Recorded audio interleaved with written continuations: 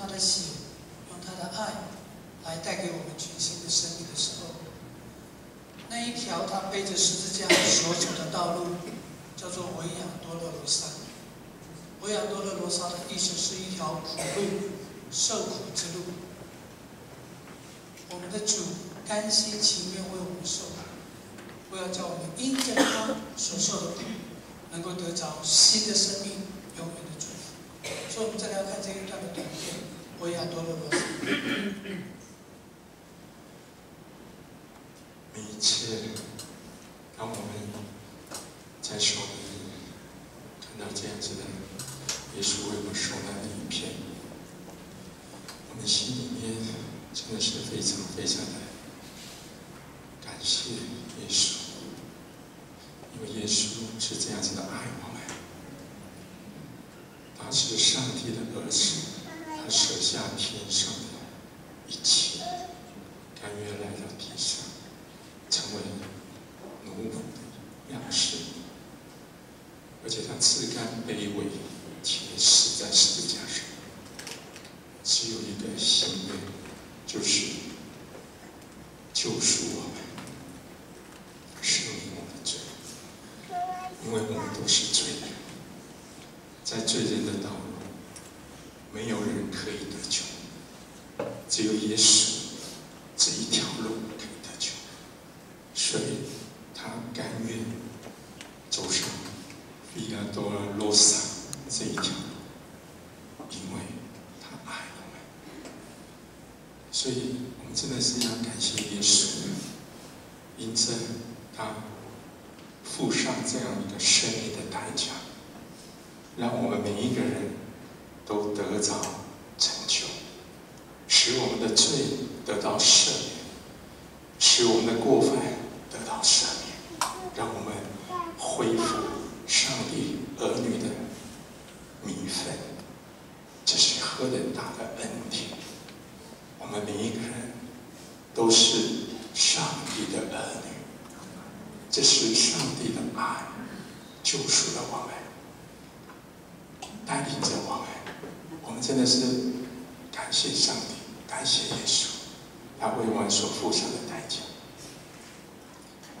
但是，当我们得到了救赎恩典以后，在这样一个罪的世界，这是一个撒旦黑暗的世界，常常又会引诱我们犯罪。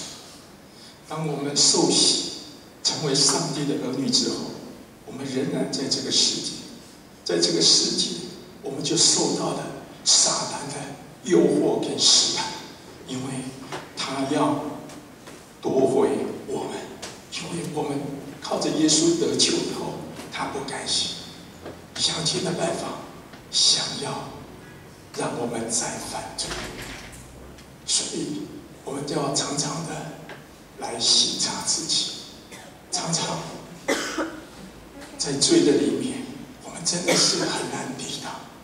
但是感谢主，每一次撒旦的诱惑试探来的时候，我们可以靠着主来抵挡它，靠着主来胜过它。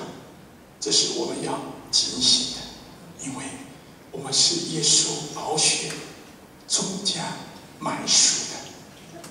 在这样一个恩典的当中，我们要更加的紧紧的跟随耶稣，要每一天来省察我们的生命，我们的一切，看在我们里面是否有得罪神的，是否有不讨神喜悦的，使我们能够再次的求主赦免，求主饶恕，使我们能够成为上帝的儿女。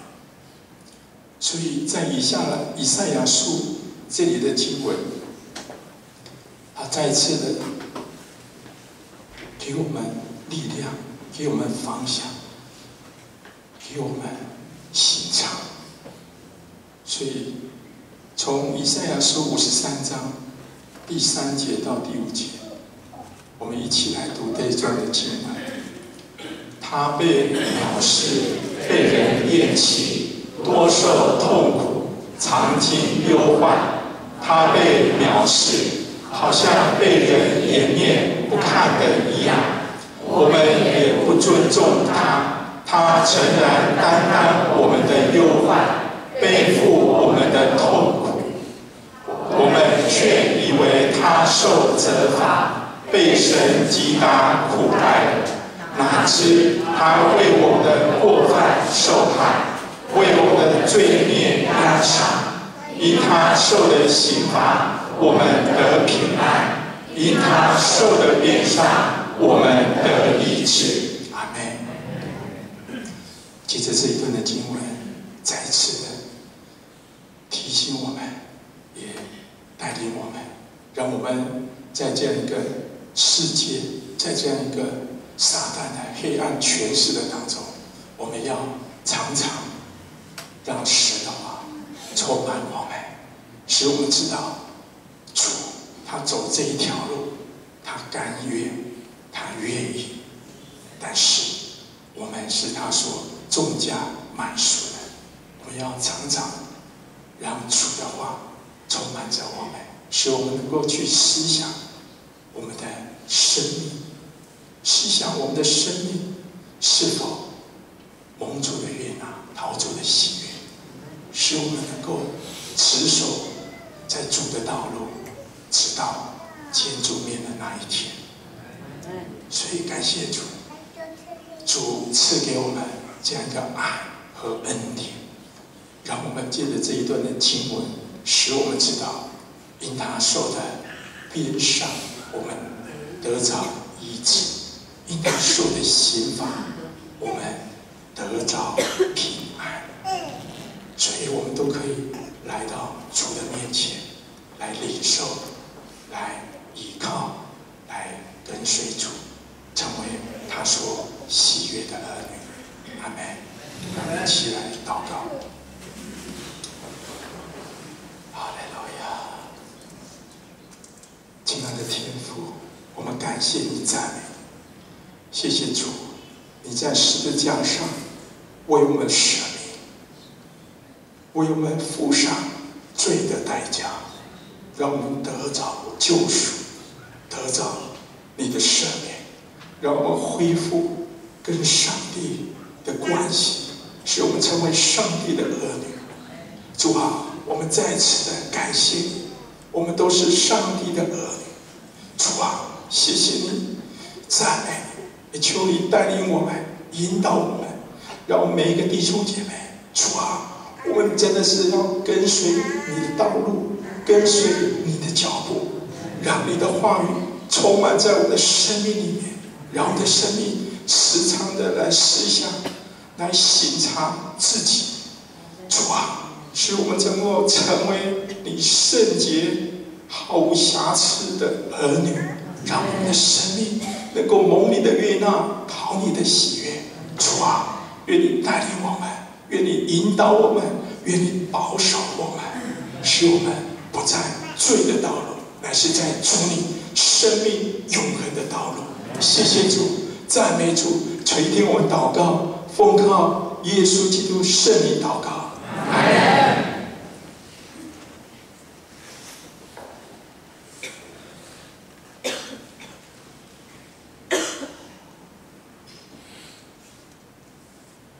我们要继续从神的话语思想耶稣为我们受难。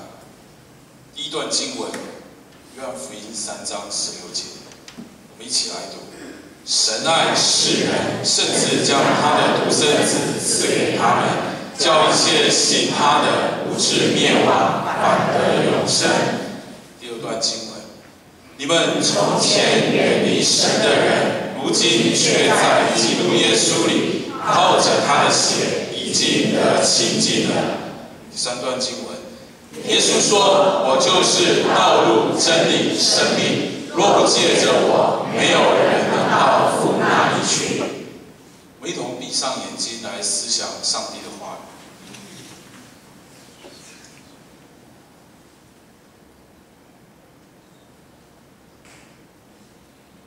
神的话语告诉我们，上帝爱我们每一个人，他看你跟我都是宝贵的，我们都是宝贝的。但我们不知道我们是如此的重要。上帝为了显明他的爱，他将他的爱子赐给这世上所有的人，叫一切信他的不至灭亡，反得永生。我们都知道我们是何等的不配，我们活在这个罪恶的世界里面，我们不知道我们在罪恶里，我们仍然以为我们自己非常的好，非常的棒。但是上帝就是这样的看顾我们，他要帮助我们能够在耶稣基督里。耶稣为了爱我们，走上这苦路，他流出他的宝血，为的就是要使我们恢复与神的关系。我们是何等的不配，他竟然要这样子为我们牺牲。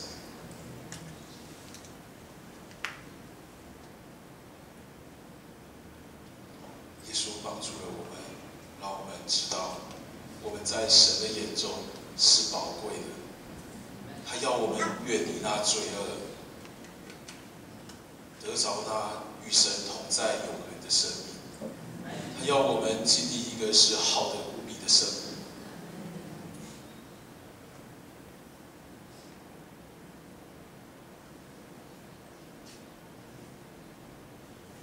神爱世人，甚至将他的独生子赐给他们，叫一切信他的不至灭亡，反得永生。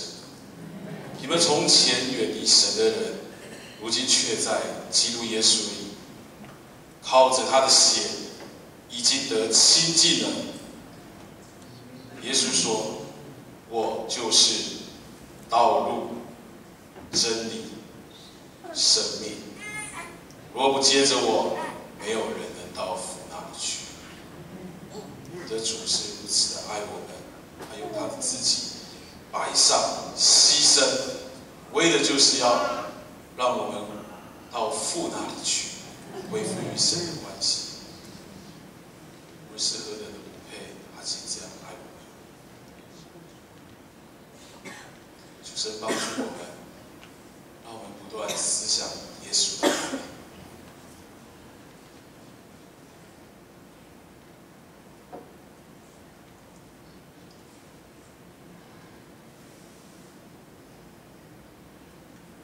天父，谢谢你如此的爱我们，让我们知道我们每一位在你的眼中都是宝贵的。主啊，你的爱是如此的深，为了爱我们，将你的独生爱子赐给我们。不只是赐给我们，你也牺牲了他，为的就是要用耶稣的血，使我们与你亲近，不再成为那远离神的人。主啊，你的恩典是如此的大。主啊，我们要在你的面前悔改，我们要常常的亲近你。主啊，让我们常常在思想你话语的时候，知道我们不要在罪里面了，我们不要再得罪你了，我们要靠着属你流出的宝血，胜过这世上一切的罪恶。因为主你已经胜了这世界，主你亲自的说，你就是道路、真理、生命，唯有借着你才能到父那里去。耶稣，谢谢你的恩典，谢谢你如此的爱我们，牺牲了你自己，流出的宝血，重价买赎我们。主啊，帮助我们常常思想到耶稣的爱，帮助我们每一次在危机患难的时候，我们更思想到耶稣爱我们，已经帮助了我们胜过了一切。耶稣，我们谢谢赞美你，你的爱温暖了我们，你的爱抚平我们一切的伤痛，你的爱填满了我们一切的空虚。谢谢主你的恩典，奉耶稣基督的名祷告。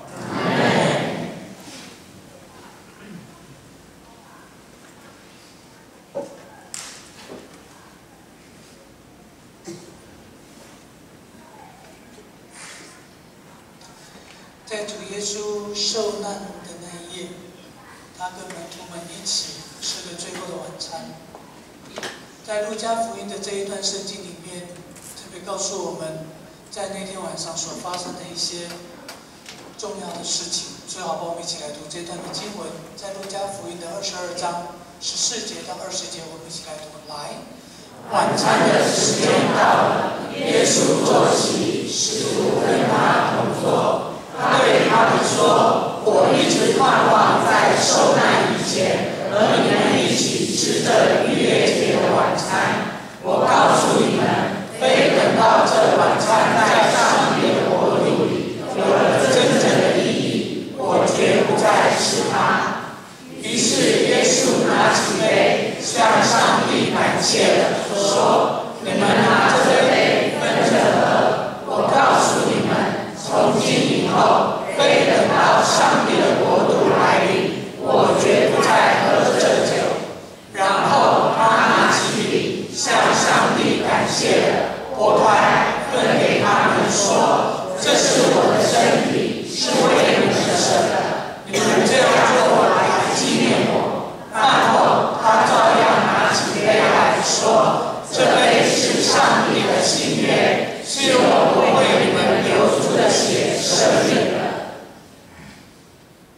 就在最后的晚餐，当耶稣预备了桌上逾越节的宴席，当耶稣带着12个门徒一起在那里要享受最后晚餐的时候，耶稣在那里讲了3件重要的事情。第一个，耶稣告诉他们，虽然在地上没有不散的宴席，可是在那个晚餐的时刻，虽然耶稣明明知道，紧接着他就要跟他们分离，他就要去走上十字架的道路，可是耶稣的心中有一个盼望，那个盼望是天国的盼望。耶稣说，将来我必要在天上与你们在一起享受真正的逾越节的宴席，不是地上的，而是天上的。逾越节的宴席是在什么时候被设立的？是在以色列人出埃及的时候被设立的。逾越节的宴席代表的一个意思就是得救，以色列百姓因着上帝得着拯救。但是上帝要拯救的不是只有以色列百姓，上帝要拯救的是我们每一个人。阿们。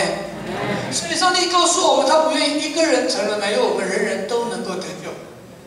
不但是这样子，上帝告诉我们，有一天我们要在天上享受到那个真正的逾越节的宴席。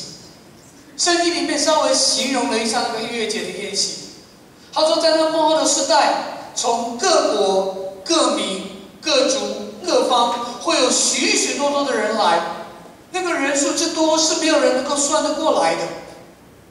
当我们在那一天跟耶稣一起在天上共同的享受那个新约的宴席，那个天国的宴席，那个叫做羔羊的婚宴，那个是在神的荣耀的国度里面，在那里耶稣告诉我们，在启示录里面不再有眼泪，不再有分离，不再有病痛，不再有这一切让你生命里面遗憾惋惜的事情。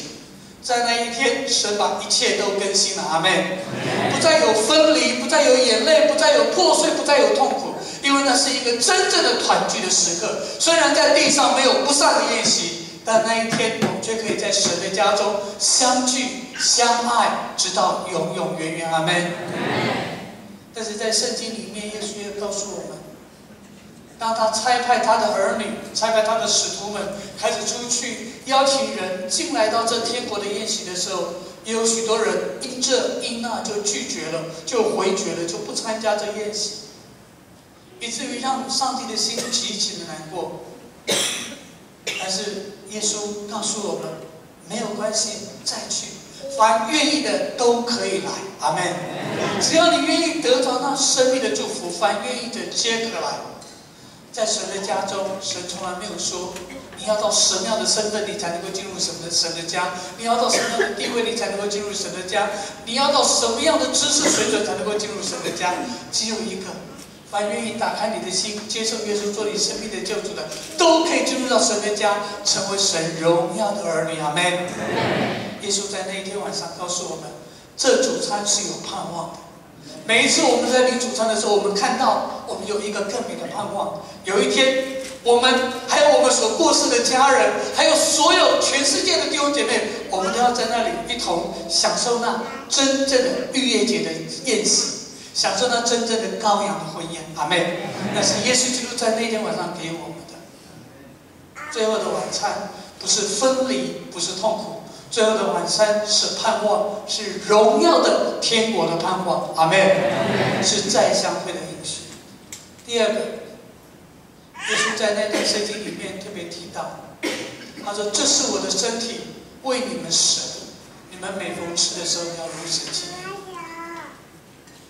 在圣经里面的保罗在另外一段圣经里面这么说，他说：“我们不管有多少人，我们虽多，我们仍是一个身体。”因为我们同领一个饼，同领一个杯。阿们。所以我们常常说，我们在耶稣里面，我们是一家人。不止今天在我们这里有磐石浸信会，有比拉加教会，有新竹浸信会。再过2天，到了礼拜天，全新竹56间的教会要一起联结在竹北的体育馆。在那一天，后天的复活节。陈正宏牧师所要分享的信息就是：我们原是一个身体，因为在耶稣里面，我们都是一家人。所以，我们称呼彼此叫做弟兄姐妹。慢慢的，随着自己的年纪大了，我突然发觉到，在家里面，爸爸妈妈爱孩子很容易，孩子爱爸爸妈妈有时候也不难，可是弟兄姐妹彼此相爱，有的时候不那么容易。圣经也告诉我们，曾经有一个爸爸，他有2个儿子，那个小儿子让他伤透了心，老大不错，常常在爸爸的旁边顾前顾后的，让爸爸心里很放心。可是老二让爸爸伤透了心。圣经里面没有告诉我们那个老二的名字，只有给他一个外号，叫做浪子男。有一天，那个浪子拿了爸爸的钱财走了，爸爸的心碎，不是因为钱拿走了心碎，而是因为孩子放弃了这个家，爸爸的心碎。但是心碎了的爸爸没有绝望，因为爱永远不会停止的。阿们。Love never fails， 爱永不止息，爱也永不失败。那个爸爸用祷告的心，仍然每天在门口为那个儿子，为那个浪子，为那个让他伤透了心的孩子，不断的祝福祷告。有一天，孩子真的回头了，爸爸何其的高兴，为了那个孩子宰了一个小牛犊，全家欢喜快乐，因为这个儿子是死里复活，是失而复得的，对不对？全家都快乐，只有一个人不快乐，谁不快乐？哥哥不快乐。为什么哥哥不快乐？其实有时候我们从小到大，你有没有发觉到，好像我们兄弟姐妹之间不知不觉，爸爸总喜欢把姐姐拿来比弟弟，拿来兄弟姐妹互相比较，所以好像我们不知不觉当中，我们就把我们的姐姐、弟弟、哥哥、妹妹当成我们的假想敌，是我们竞争的对象，甚至有的时候是我们争吵的对象。其实不要讲别的，就在这1、2天，如果你仔细的看新闻，你会看到一则新闻，就是李焕，以前的行政院长李焕。李焕，我们都觉得他是一个学者，是一个政治家，是一个在很多的事上面让人家觉得很有榜样的人。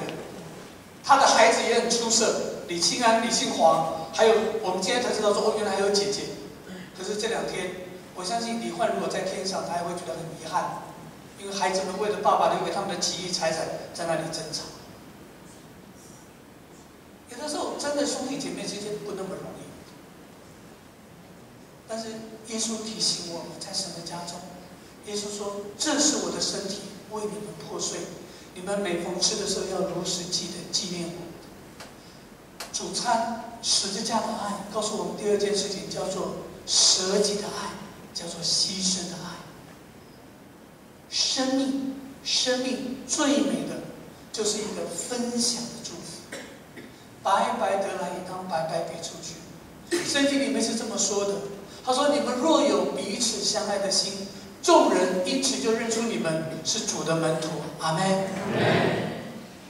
耶稣也应许我们，圣经也告诉我们：看哪，弟兄和睦同居，何等的善，何等的美！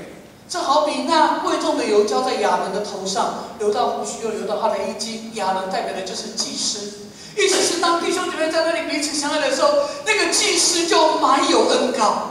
亲爱的弟兄姐妹，当我们在教会彼此相爱的时候，牧师讲道都有恩膏啊，阿们。不是因为牧师那么有恩膏，是因为弟兄姐妹彼此相爱，神的祝福就与我们同在，阿们。他说：“又像那个黑门的甘露降下来，降在锡安山。当雨水一降下来，人就不缺水，百物就复苏，就成长，就看到一片就欣欣向荣。”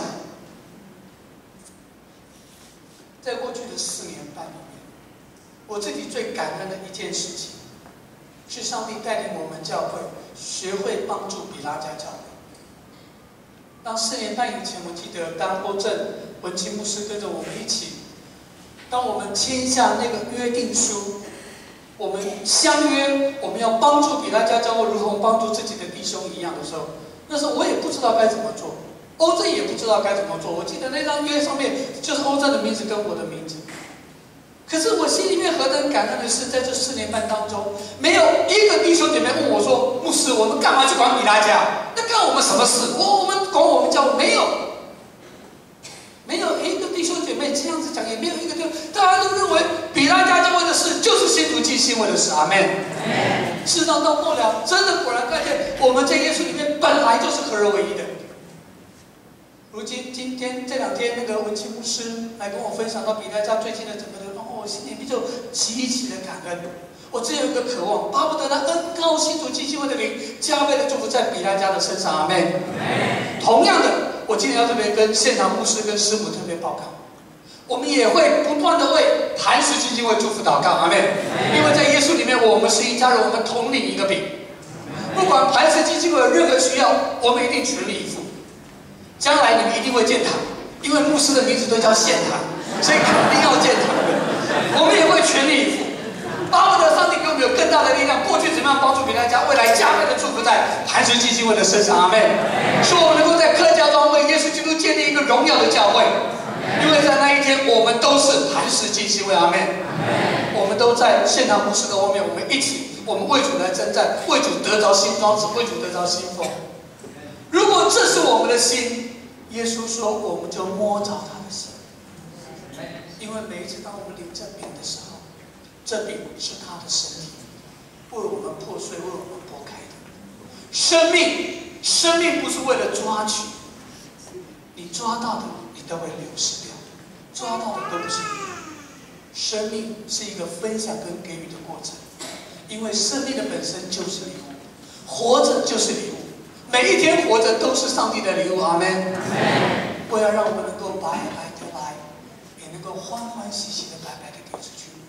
让我们的生命能够像耶稣一样，每当我们领到这饼的时候，我们总记得我们是一个身体，我们是一个饼，我们乃是在耶稣里面成为一家人，所以我们不再耽误自己的事，也能够顾念彼此的需要。阿们。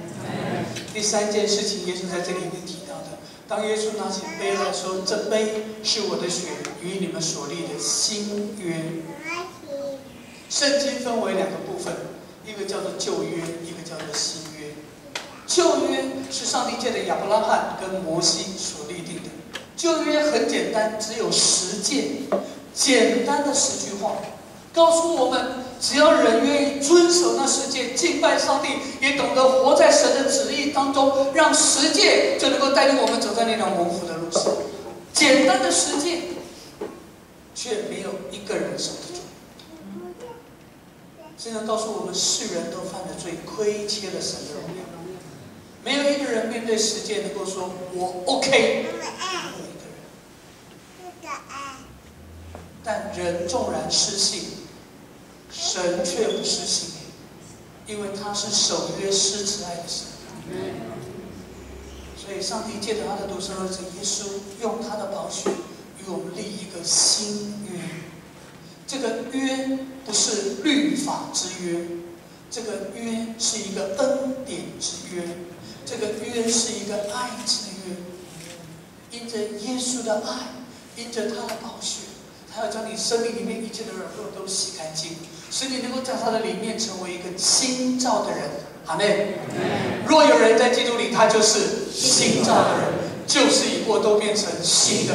不但过去的软弱亏欠都在那个宝血里面得赦免，未来耶稣要带领我们走一条与神同行的道路，因为这是借着他的血所立的新约。约是一个承诺，约是一个应许。我们常常在教会里面，我们会举行婚礼，牧师会为新郎跟新娘证婚。如果有一个新娘，她的新郎爱她、照顾她，而且跟她立约一生，永远不会离开她，我相信那个新娘是全世界最幸福的新娘，因为她所得到的爱是一个不会改变的爱，真正的那不会改变的爱，从神而来。耶稣跟我们立生命的新约，在罗马书里面告诉我们，不论是现在，不论是将来，不论是高处是低处，是生或死，是任何的事情，没有一件事情能够使你跟神的爱分开，因为这约已经借着宝血，耶稣的宝血已经跟你承诺了。血代表的是生命，耶稣用生命向你来承诺，他要带领你走在这一条生命的路上。与你立这生命的新约，耶稣立约了，我们呢？好不好？让我们也在耶稣面前说：主，我也愿意跟你立生命的约，我一生要跟随你，一生要让耶稣做我生命之主，一生要让你来带领我，带领我走一条你所喜悦的道路。所以，好不好？我们来唱这首诗歌，因着十架爱，我们跟主说：主。让我们能够再一次在你的面前，我们领主餐的时候，我们要回应你的呼召，我们要单单的与你同行，为你而活，生命的每一天走在神所喜悦的路上。我们先来唱这首诗。主的身体为我舍，你的宝血为我流出。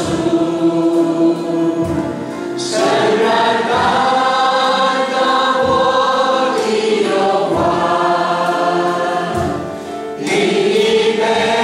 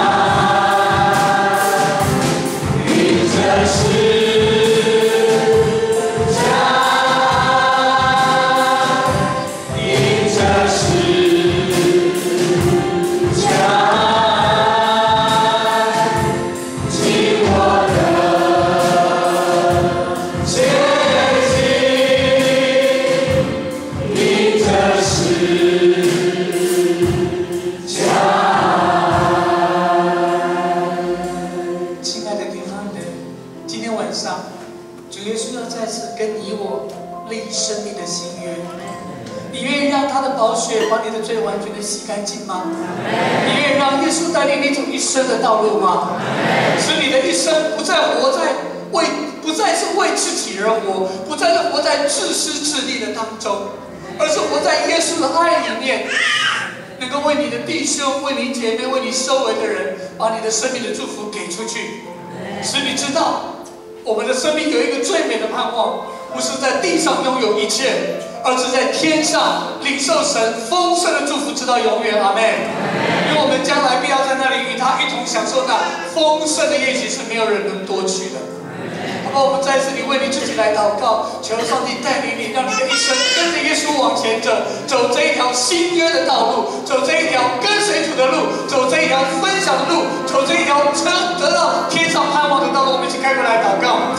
哈利路亚！主耶稣，我们赞美你；主耶稣，我们求你再用你的宝血来净涂抹我们，让我们的生命当中一切的污秽完全的被你来洁净，使我们也能够立定这生命的新约。主啊，你带领我们直到永远，主，我们要跟随你直到永远，使我们的生命不再为自己活。主，我们要像着你一样，把生命能够给出去，让我们的生命也能够像你一样为爱而破碎，为爱而脱胎，让生命能够成为一个给的生命，能够成为一个分享跟祝福的生命，直到我们能够看见地上有一天生命要过去，但天上就有永恒的荣耀要存留。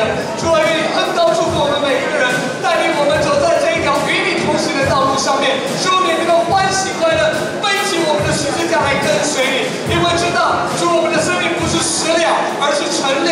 我们不是要面对生命的死亡，而是要迎向那天上复活的荣耀，天上的宴席。主啊，愿你把那天国的荣耀放在我们的心中，把那天国的盼望放在我们的心中，使我们一生立定心志，与你同行，为你而活，让你美好的旨意成就在我们每一个人的身上。主耶稣基督，我们赞美你，阿们。你愿意再一次把你的心完全的献给神？你愿意再一次跟主耶稣立这生命的新约？耶稣为你而死，你愿意一生为耶稣而活？把你的手紧紧的按在你的胸口上面，我们一起来祷告。亲爱的主耶稣，今天晚上，在你受难的夜晚，谢谢主，再一次让我领受你的爱，是那永不止息的爱，是那永不离弃的爱，因为你是守约施慈爱的主。主耶稣，我也与你立生命的约，我要奉主的名宣告，我的一生要单单为主而活，我要背起我的十字架来跟随主，使我的生命不再是一个抓取的生命，不再是一个自私的生命，而是一个分享的生命，是一个给予的生命，是一个把上帝的祝福带给万民的生命。因为我的盼望不在地上，我的盼望在天上。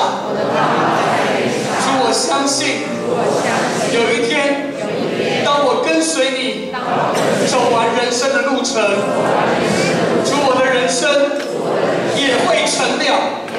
我要完成你在我身上的心意，使你美好的旨意成就在我的身上，如同成就在天上。